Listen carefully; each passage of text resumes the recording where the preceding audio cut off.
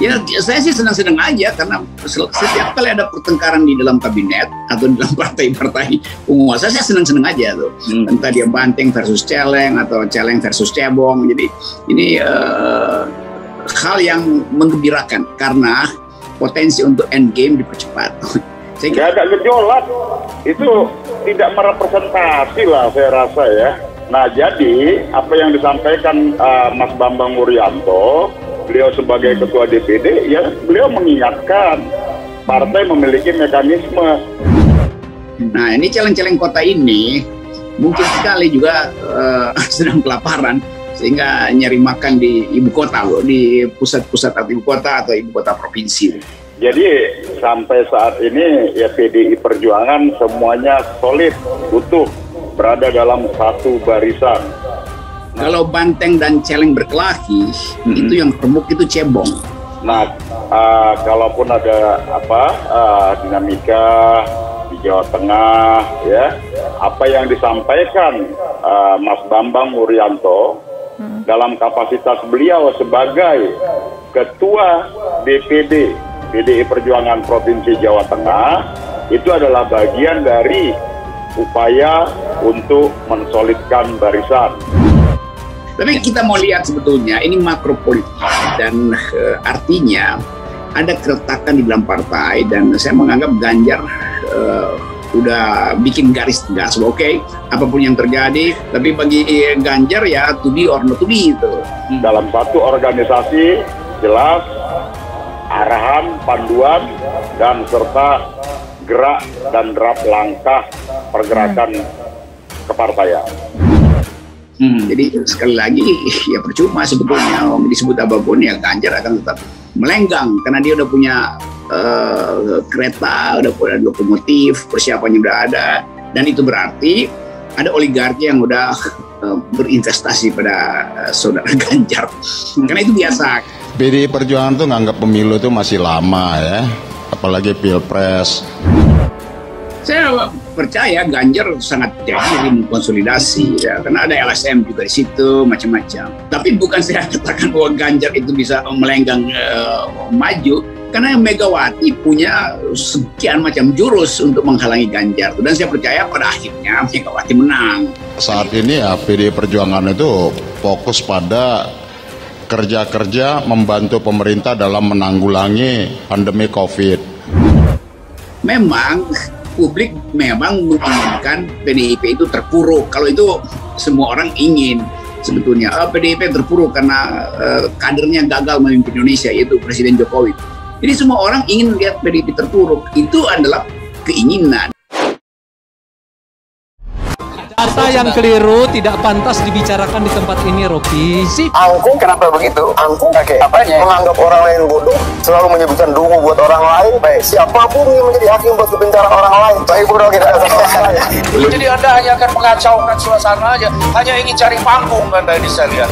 Memang kenikmatan politik itu di dalam urusan kata itu. Tapi Rocky tidak pernah mengkritik substansi. Dia hanya bermain di kata-kata. Dia bermain dari satu kata ke kata lain, beranak pinak ke kata lain. Yang itu derivasinya sudah sekian dan itu jauh dari realita. Nah saya tahu jalan pikiran Budiman. Ya karena politik Indonesia juga belum berubah dari politik tahun 70-an itu. Yaitu ngumbar sensasi aja. Jadi kalau politiknya sensasi, ngapain kita masuk pada substansi? Cara berpikir Rocky adalah begini. Sini, saya kasih tahu. Karena saya khawatir retorika yang dimainkan Rocky dan teman-temannya itu zoom in satu perusahaan kecil, dari sebuah gerakan, dari sebuah manuver, dari sebuah kerja. Saya lihat kayak gini Rocky ya. Dia akan mengkritik debu di sepatumu. Dia akan zoom in debu di sepatumu, kotoran di sepatumu, tapi dia tidak peduli bahwa debu itu lahir karena Budi sudah melakukan perjalanan sekian kilometer mencapai cita-citanya. Oke. Kan saya hanya melayani sensasi kan. Itu bertemulah antara kedunguan publik dan kebodohan elite.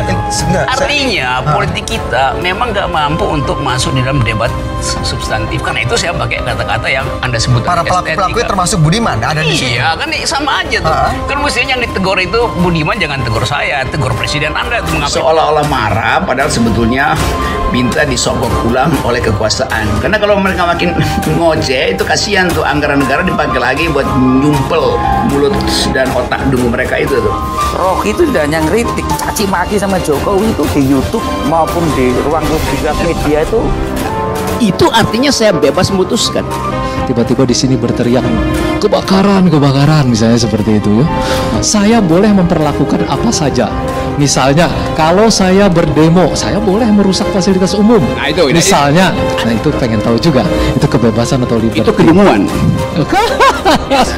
Tapi fakta bahwa keterpurukan itu akan disebabkan oleh Ganjar itu saya kira kurang masuk akal. Justru saya anggap Ganjar akan terpuruk oleh PDIP itu. Baru setelah itu PDIP terpuruk oleh kegagalan dia membawa presiden menjadi harapan bagi Indonesia. Rocky menurut saya udah kecapean berpikir. Akhirnya sibuk menjadi penghujat. Ya, ini dua hal sebetulnya. Yang pertama, perkelahian antara Ganjar dan Puan itu pasti akan dimenangkan oleh PDIP karena fasilitas partainya besar. Orang mau bikin kontras antara Jokowi dan calon baru, kan begitu. Ya. Orang ingin lihat, orang bosan sama Jokowi ini karena pelin-pelan. Ya. Pelin-pelan ini bukan saya katakan ya, ini detik yang katakan.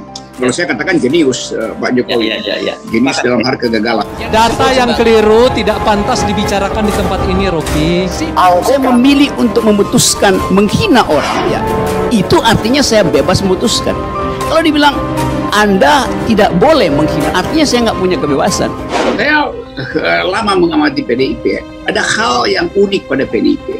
Dia punya semacam captive market. Core self-nya itu adalah Soekarno, dan itu patuh pada Bu Mega. Karena PDI Perjuangan itu partai yang memang kami terbiasa dididik untuk disiplin. Setiap kader itu ya, kalau sekarang sebagai petugas partai ya bekerja dalam ranah tugasnya masing-masing. Baik kader partai yang bertugas di eksekutif, dan juga di legislatif, baik di pusat maupun daerah. Saya belum banyak dipacu untuk mikir. Nah, kecuali untuk memanage retorika saja. Bukan apa-apa, saya harus melakukan itu untuk melayani Bung Rocky. Karena itu di musim hujan kodok makin peka itu dengan kata-kata. Padahal mereka nggak bisa berkata-kata sebetulnya. Retorika yang dimainkan Rocky dan teman-temannya itu zoom in satu persoalan kecil, sesuatu dari sebuah gerakan, dari sebuah manuver, dari sebuah kerja. Saya lihat kayak gini Rocky ya. Dia akan mengkritik debu di sepatumu. Dia akan zoom in debu di sepatumu, kotoran di sepatumu, tapi dia tidak peduli bahwa debu itu lahir karena Budi sudah melakukan perjalanan sekian kilometer untuk mencapai cita-citanya. Jadi agak susah kalau kita menganggap bahwa PDIP bisa diacak-acak oleh Ganjar, nggak bisa. Justru simpati akan datang pada Ibu Mega karena dianggap Ibu Mega dikhianati oleh kadernya, oleh anak didiknya, dan itu mental yang buruk bagi kader PDIP itu. Di mana ada banteng, sekarang di situ ada challenge. Jadi banteng selalu dikepung oleh challenge. Kita nggak tahu kapan banteng itu nyeruduk. Jadi sampai saat ini ya PDI Perjuangan semuanya solid, utuh, berada dalam satu barisan.